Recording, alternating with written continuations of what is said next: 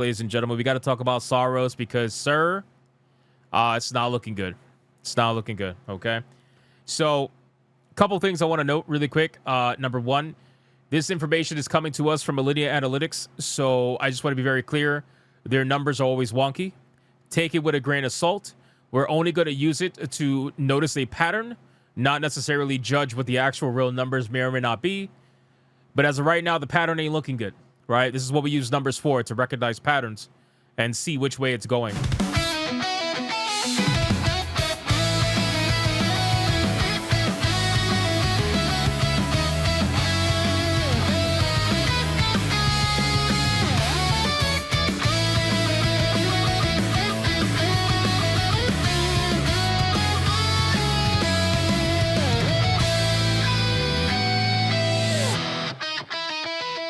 So as of right now, anyway, Saros is selling worse than Returnal, which I find to be very interesting. Keep in mind, guys, the PlayStation install base is, at this point in time, has to be well over 80 million, if I'm not mistaken. Maybe even 90 million at this point. I don't know how many PS5s have sold, but I know it's over 80. It's got to be over 80 million. So it's sold worse than Returnal, according to an analyst estimate. And the cope is that it's competing with Crimson Desert and Resident Evil Requiem for a limited time and money. So what they did was they essentially named two massive video games that it came out well before Saros did. And they're trying to blame that as for the reason why this is happening. I'm going to tell you the reason why this is happening. All right. Number one, you sold the same video game with a different skin. Okay. You tried to sell Saros as a different video game, but everybody with even a little bit of a brain can obviously see that it was Returnal with a different skin. So that's not going to immediately going to want to make people go buy the game day one. At least not, most people. Number two, obviously the backlash that came out for the game, that didn't help anything, right? And number three, it's a PlayStation 5 exclusive. I know you guys don't I know you don't want to have this conversation. I know you don't. But it's a PlayStation 5 exclusive, all right? You're comparing numbers of Resident Evil and Crimson Desert, two video games that are not PlayStation 5 exclusives, and you're comparing it against a PlayStation 5 exclusive, okay? That's inherently retarded. Why would you do that, right? There's no way that Saros is going to come anywhere close to video games like Requiem and Crimson Desert because, number one, just the gameplay differences. They're established, like Resident Evil's an established franchise. There's no way you're going to come anywhere close to a Resident Evil video game that has Leon in it. That's not going to happen. And number two, Crimson Desert, massive video game. All the gamers are hyping it, supporting it. Everybody loves it. One-time charge, no DLC, no microtransactions, all that stuff. So the hype is there. Open world video game, hundreds of hours in it. And guess what? You don't have to die over and over in order for you to get hundreds of hours out of it, right? Like, Saros is a glorified roguelite. So death is part of the gameplay. You have to die over and over and repeat the same levels with variations here and there. Whereas Crimson Desert is a massive open world sandbox that you can just do whatever the fuck you want, essentially, and just get lost in the world. So they're two completely different games. Now, in terms of the PS5 exclusive, I do find it interesting that they haven't sold as much as, at least Returnal at the bare minimum. Again, I know it's a reskin, but I figure the Sony boys would just buy it up. And it kind of goes against the narrative about how, like, female-led video games don't sell, considering Returnal sold better than this game. And this is a male-led video game. But in any case, let's talk about it. So, on Twitter, Elliot, head of market analyst at Alinea Analytics, gives a bit of insight into the game's performance thus far. He estimates it sold a little over 300,000 copies in 2 weeks, almost a third of which were pre-orders, generating over $22 million in revenue. So, $22 million in revenue. That's not even profit. That's not even profit. $22 million fucking dollars in revenue. That's crazy. That's like barely anything. There's no way that they're making their money back. There's no fucking way. Not anytime soon, anyway. According to the firm's numbers, this is lagging behind Returnal, but although that may sound negative, given there are now 11 times the amount of PlayStation 5s in the world, the console's library offers a great deal of variety compared to 2021, when Returnal hit in April 2021, less than 6 months after the PS5 launch. Those early PS5 adopters, the ones who inherently buy a lot of new games at full price, were dying for something to play. Yeah, they're still dying for something to play. That's the sad part. That's the sad part. They're still dying for some. Oh, man. The Sony boys are not going to like that. Anyway, Returnal was the first big party PlayStation release since launch. And it made amazing use of the unique DualSense haptics, blah, blah, blah. Many of the... Yeah, all that shit. Now, some 5 years later into the system's life is a laundry list of great blockbuster releases. Several arrived within the last 12 months, in fact. You know, they don't actually... Here's the thing. They don't actually want to... They don't actually want to address the elephant in the room. And the elephant in the room with this is that when Returnal released in April of 2021 or whatever it was, the PC platform was doing less than consoles by a fair margin. We are now in 2026, and the PC platform is doing more than the console market. Granted, not by much, but it is, and it is growing massively. The elephant in the room is that they don't just want to admit that there are some console people that have left consoles and that have went to PC, and that is probably some of your missing sales as well, because you not releasing this on PC, where, by the way, you could go buy Returnal right now on Steam. You could buy Returnal on Steam. You can't buy Saros on Steam. So you could essentially get the same gameplay experience, but you could play it on your PC because Saros is just a reskinned Returnal. You know, so there's a lot of factors here at play that is affecting the sales of Saros. And a lot of it is things they don't want to admit to actually happening, but it just is. The PC platform's exploding. Steam's exploding, right? Even GOG. GOG's exploding as well. Epic Games, they're imploding, not exploding. And unfortunately, the backlash with Saros didn't help. People realized after looking at gameplay, it's the same fucking game, but with a worse story. Somehow you fucked up the story, even like worse. Good job on that. Actually, you told even the same kind of story, but you added cuckery to it. People just flat out don't want to admit that there are a lot of problems with this game. You know? So I'm not surprised. They said that Saros is more of a niche game compared to Ghost of Yotei or a new God of War, which again, Ghost of Yotei didn't sell the same amount of units as Tsushima. Even as time has went on, notice how everybody has stopped talking about it. Nobody's talking about Yotei. The numbers have completely flatlined. They did sell a couple of million units, but at the end of the day, it took them months to get up to what? Half of what Tsushima did in a few weeks. It's not even close. It's not even close. God of War, Ragnarok, didn't sell nowhere near as much as the original God of War on the PlayStation from 2018 or whatever it was. So, again, these sequels are provably doing worse. And it's amazing how PlayStation doesn't want to acknowledge it because they hide their numbers to the best of their ability. But when it comes to the earnings call, they got to be honest, right? They could talk about, oh, yeah, you know, it's strong start. They could corporate speak it all they want. But at the end of the day, the sequels are just not selling nowhere near as much as the more popular original games. It's happening to every single one of their fucking franchises almost, with the exception of Helldivers 2 doing amazing. And guess what?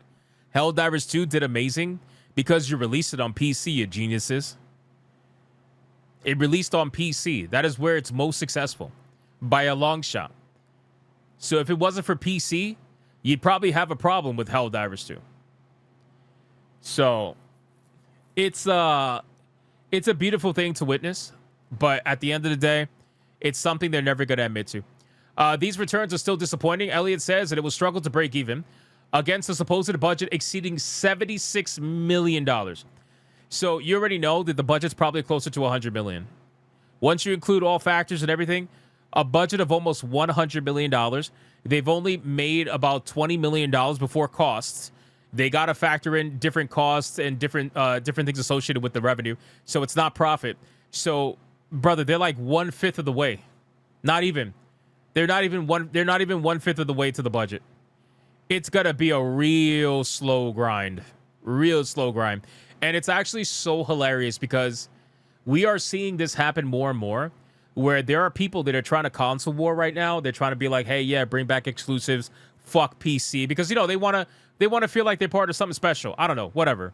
It's a weird thing, but They're like, fuck PC, fuck this, fuck that. We don't need PC. We don't need this. We don't need that. And then they get an exclusive game, and what happens? It gets felted. It gets fucking wrecked.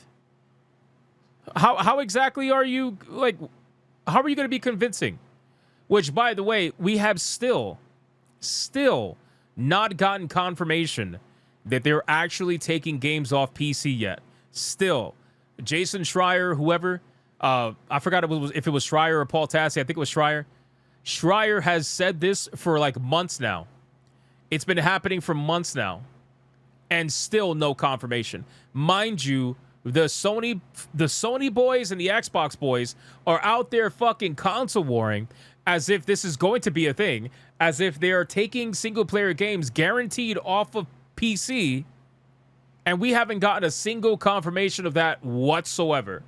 But they're so fucking stupid that they're running the story as if it's true. And I swear to God, I gotta be honest with you guys, if Saros comes out on PC, I feel like I'm just gonna make like a 3-minute AI video just laughing at Sony boys. Straight up. That's what I'm gonna do. Because I know they pretend to hate AI while they play video games with AI. So I'm just gonna make like a 3-minute AI video just laughing at them. Straight up. Because it's gonna be hilarious. It really is. But anyway, again, for me personally, whether PlayStation video games come out on PC or not, I don't give a fuck. I don't care. Right? There are so many video games that are available on PC. I don't even have time to get through the backlog that I have now. I don't give a fuck about PlayStation games. If they come out, that's great. I'll buy them on sale. I'll buy them on sale when they're like $10, $15.